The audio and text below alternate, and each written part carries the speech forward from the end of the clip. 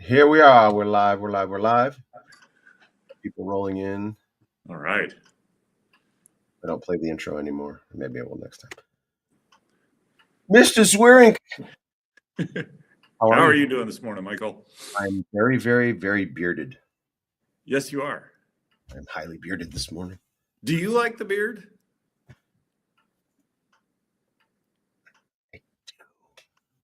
I can't say that very loud. All right. My microphone's over here. I do. You do? All right. Okay. I'm feeling it. Okay. I have never grown a particularly large beard or anything. I know after there's at least some phase in there where it gets really itchy, and I'm like, this is more annoying than it's worth. And so I could see you go either way on that. You must endure through that phase. You must endure through that phase. Honestly, like there's multiple. I mean, really, the reason I started with the hair, actually, when the hair started growing, was my place where I used to get my hair cut went out of business during the pandemic. During the pandemic, I'm like, okay, well, I can save money that way. Right. And I have. And then letting the beard grow was like, well, I'm 55 years old. I'm a man. I've never been able to go like this with two hands, right? So I'm not quite there yet. I do want to have that experience as a man, okay, to be able to, so I've got a couple of years left on it. All right. And then I will, and then I'll shave it and cut it all off. All right. But I'm happy, when you're a kid. We'll get to the topic eventually, people. Hold on. Jeff asked me a question. I have to answer it in detail. I used to be like thin right through here and everything. When I was young, we would try to grow facial hair, but now it's just like, man. It comes in everywhere, huh? I have a manly beard. But it's gray. I wish I could have done it before it turned gray. But there you go. That's the only downside. I look my age now. Yeah, no, that is... Can't escape that mid 50s and up, and life just works that way. I don't have to act my age, but I certainly look my age now. Okay, that's a good point. So, and to answer the other question that you didn't ask, but my wife hates it, so that's a good major reason why I don't have one. I'm like, I kind of like not having fights in my family. So. Well, to be, strategically, I grew the hair first, and that fight, I endured that fight. And when the beard started coming in, the fights had already kind of played them. There's still the complaint every now and then, but gotcha. Weathered the storm. Okay. Hi, everybody. Let's get to work. Jeff, good to see you. What are we talking about today? We are talking about AI and not just AI in general, but a specific question that I've been wrestling with is, should I use AI to write my books, or should you use AI to write your movies? And this topic came up in a conversation at work, and somebody was advocating, yes, we should use AI and it does this. And so I'm thinking, is this a good thing or not? My intuition, it's probably going to work out poorly, but I may not get to live in that world. So I've got to figure out how. So I thought, hey, I write for specific reasons. You're more involved in the entertainment, or I don't know whether that's the term you want to use for it, but where you're producing content to drive people and make people think and feel certain ways. So I was curious what your thoughts were on it. So, well, I have some thoughts on it. Mm-hmm. And it's appropriate. I'm glad you picked this topic because in what I'm doing, right, I have this massive endeavor, this huge, ambitious project. And now specifically, I still am undecided as to at which stages of the creative process AI will be the most useful, right? As far as script writing itself, I don't know if I'm being a purist by saying this, that I won't, I won't, but I've already seen how beneficial AI has been in certain aspects of the project. So Mhm. I have a chief of staff who is getting a phone call, which I have to call back later. I have a chief of staff who prepares certain documents. For example, last night I spoke at a men's fellowship at the church I've been going to. I was the featured speaker. They have a monthly event, a Right. dinner and a speaker. And one of my friends was asked to do the introduction to introduce me. So he reached out. He said, "Can you send me a bio?" I'm like, "Sure." So I drafted a little bio and then sent it to my chief of staff, and she ran it through an AI. The way she processed, she went through AI, and it comes back. I'm like, well, all the essential elements are there that I gave, and it's better than what I wrote. Right. It's like, ooh, okay, that is phrased better than I wrote in that first draft, and it includes some implications that I didn't include that it deemed would probably be. And so I'm like, oh, okay, that's really good. I really, really like that. In fact, that's going to be my bio from now on, or at least Yeah. in certain settings, like, ooh, we've got one. I've got one and it was AI, right? And so it's not evil. It's just shortening the editing process. Yeah. Right? Well, no, I appreciate what you're saying there, because there are times, I have not experimented much with AI because I've kind of been waiting and just thinking, getting my mindset of what would I do with it. But my understanding is that AI, when I learn how to interact with the AI properly, it's not, if I'm going to say, hey, I need a chapter for a book, I need it about this I need it at 2,500 words and include these 5 arguments. What I get out is not going to be, that's not an adequate, it's not going to be me working. It's going to be, that would be cheating. It almost feels like I'm cheating there. And I think I could make an argument I am cheating there.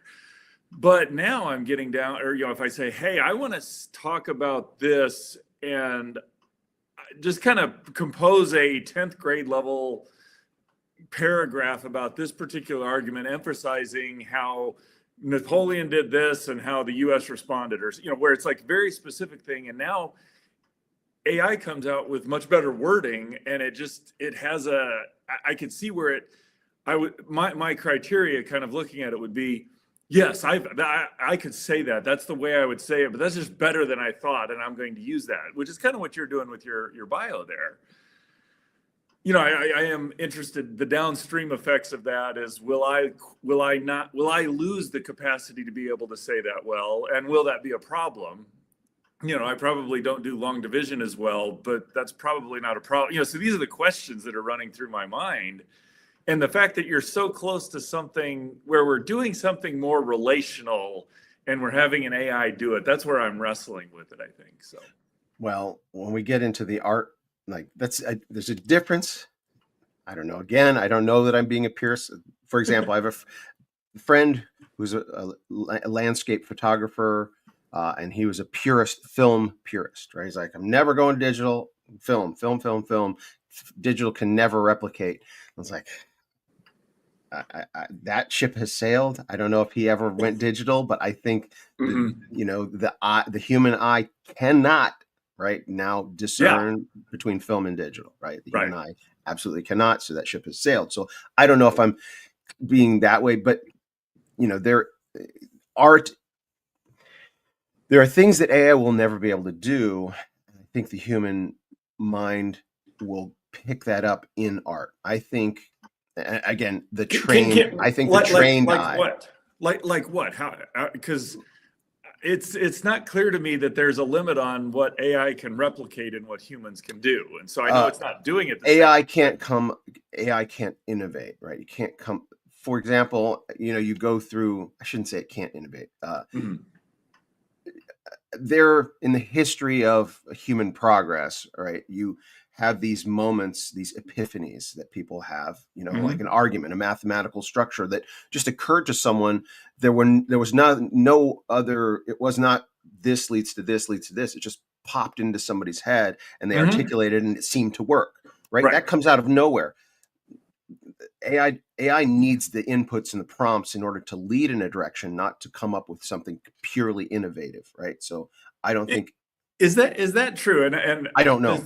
this may not be an adequate or an accurate example, but I do remember when they were training or teaching AIs to play chess, Go, things like that. That humans play with an intuitive, rational way of looking at it. AIs play the game differently, but there was one of the matches where I think it was Lee Sedol was the Go champion, world champion of Go, and he was playing this AI, and this AI made this move that's just like out of left field, nowhere in the world.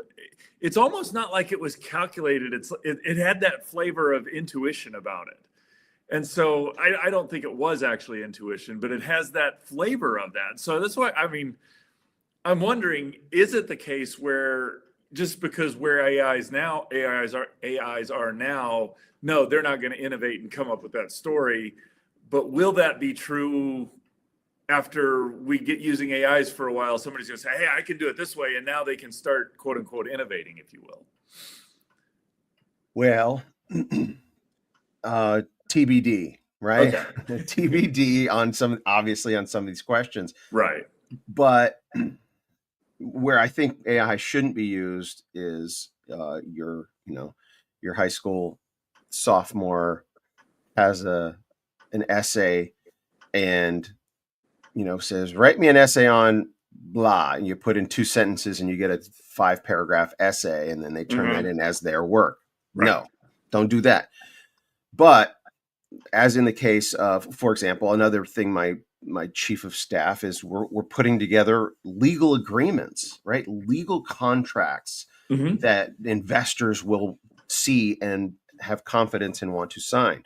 Well, all that legal structure is out there. All that legal framework is accessible, right? And so we have this product. This is the amount of money we want, and this is how we think.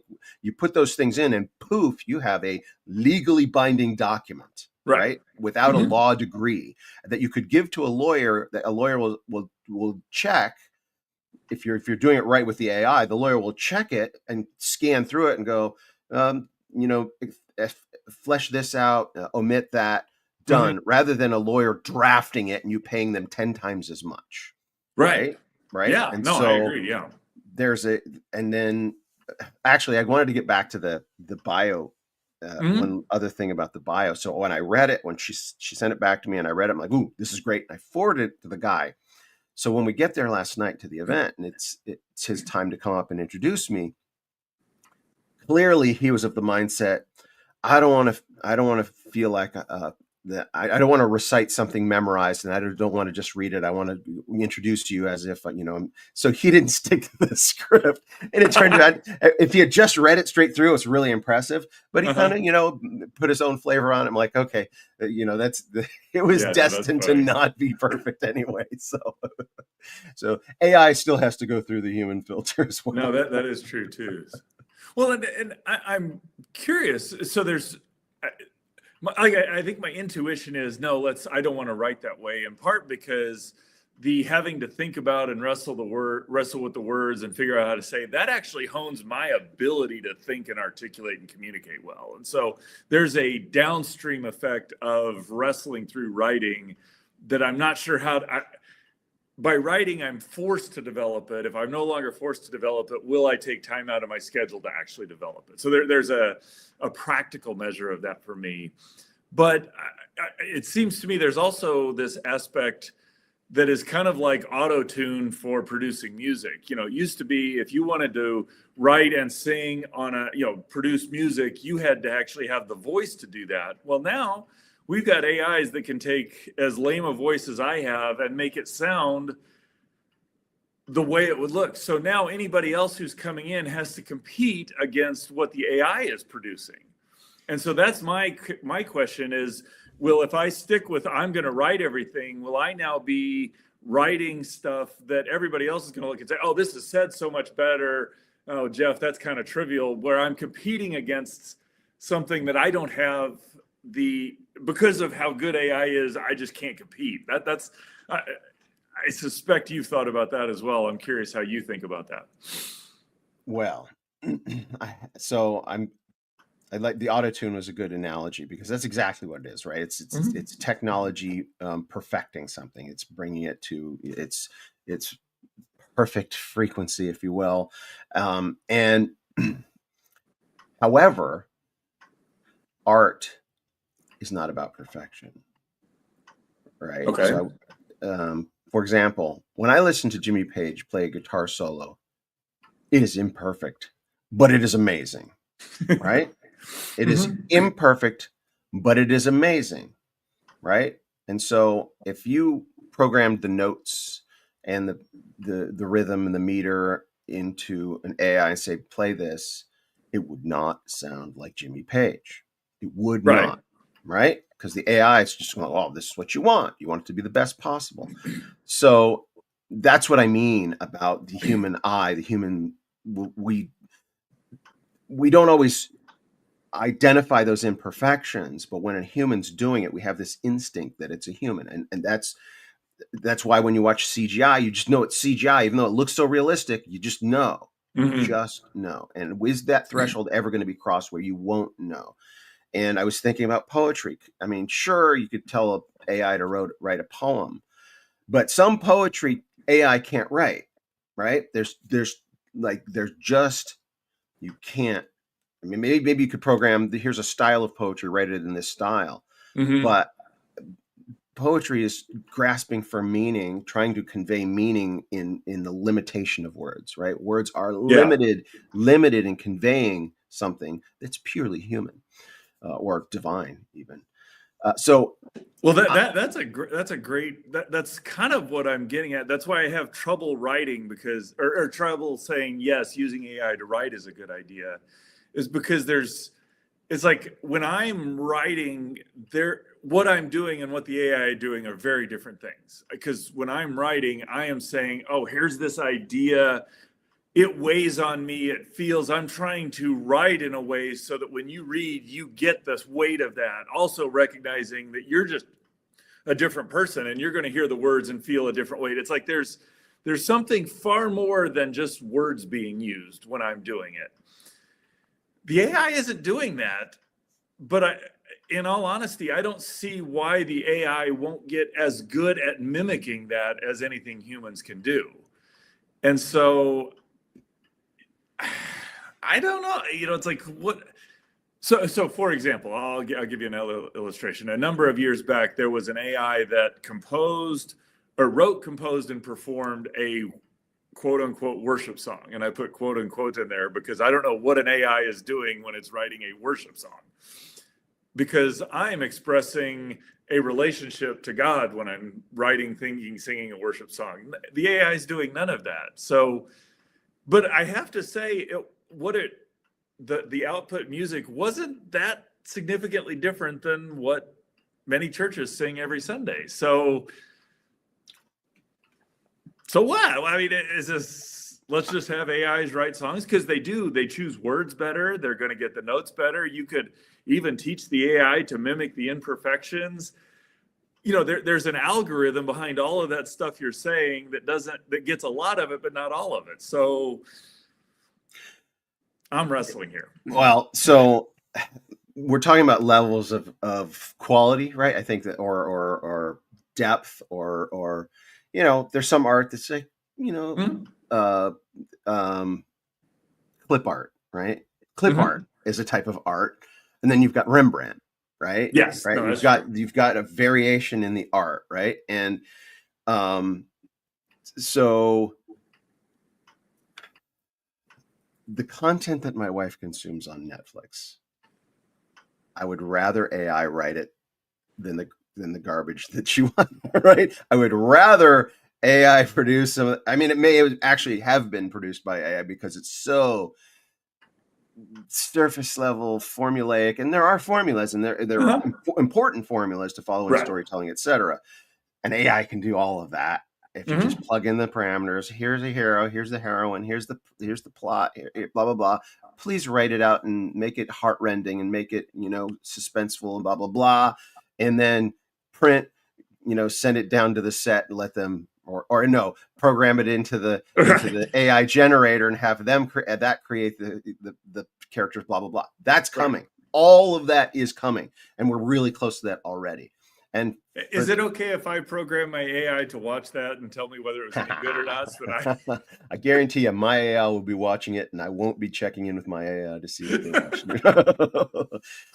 But right, the greats, like when I referenced Jimmy Page, mm-hmm.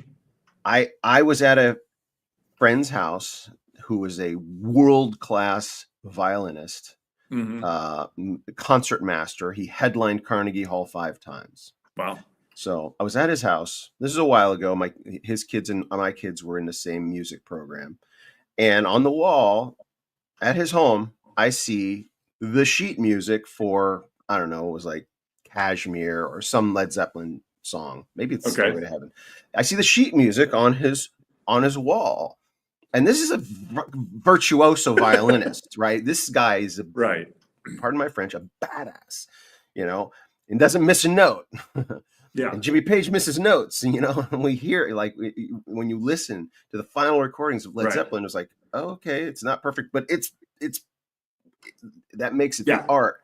And I asked him, why? What's you have framed like Jimmy Page's sheet music of one of his songs? What is it about Jimmy Page? And he says he's a composer. Right? He's composed things that nobody ever thought of before, putting things together in ways that nobody ever thought of it before. And I'm like, yep, that's what I feel, right? He's creating things. And so there's that creating from nothing factor that, again, TBD, will AI be able to do something? Yeah, right. So the greats, I don't know. If you program all the greats in and then tell the AI, make something great compared to all the greats, it'll crank out something that's, taking from the greats, but it didn't create something on its own out of nothing, right? Yeah. Well, and that's kind of what I've wrestled with. I was, as AI is doing stuff that humans do. I mean, you hear people talk, oh yes, I was talking with ChatGPT. It's like, no, you weren't. You were interacting, and you call it talking because when you do that with another person, you're talking.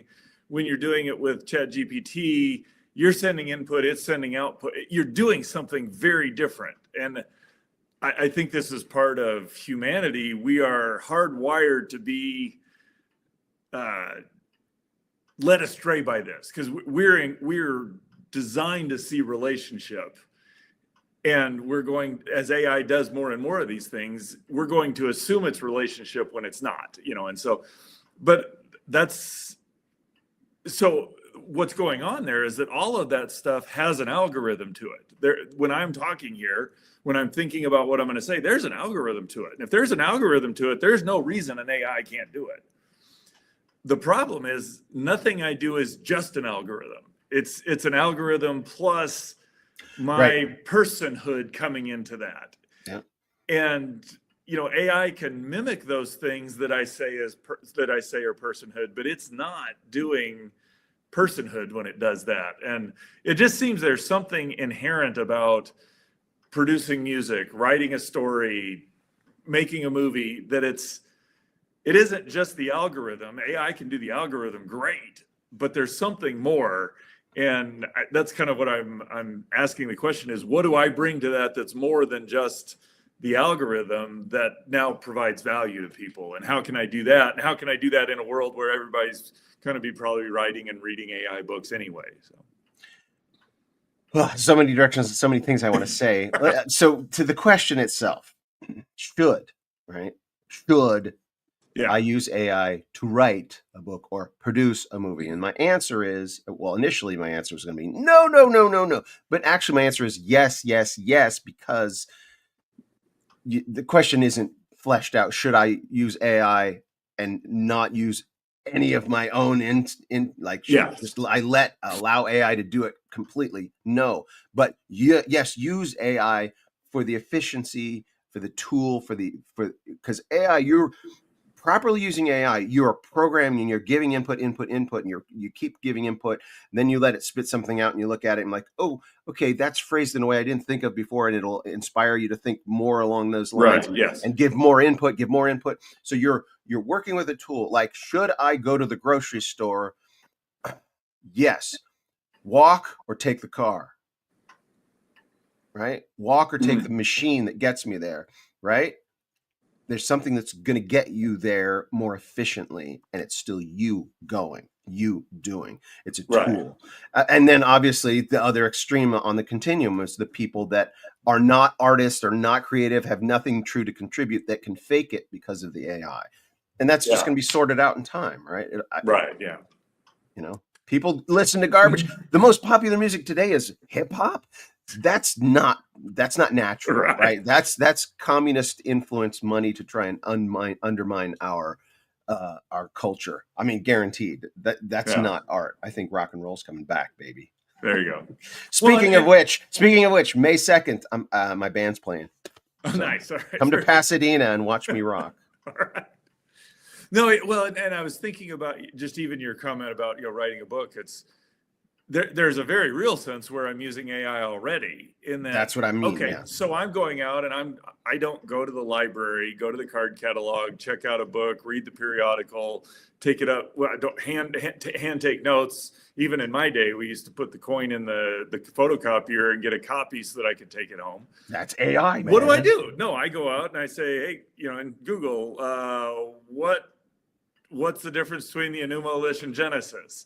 And it feeds me back information. Now, if I just said, oh, here's the answer and write it down, that's one thing. But now I'm using that to gather, the better I ask a question, the more I get the answer that I'm looking for that helps me compose the research I need. So the answer is yes. The question is, where do we stop? And clearly the just write it for me is wrong.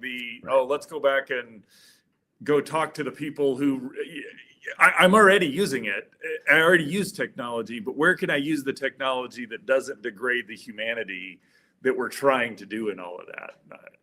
I still don't have an answer to it, but it's been an interesting discussion every time I brought it up with people. So. And I think it is, on the whole, good. Not intrinsically good.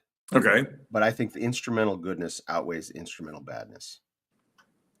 So let me reframe that question a little differently. Instrumental goodness in terms of what we will be able to do for a while, or instrumental goodness of where we will be, say, 50 years down the road? Because the one thing I don't have a good answer to yet is, I think, yes, I can use AI to throw it in and it's going to help me compose, get better words, say it more eloquently. Yes, and I think that's a good thing to do.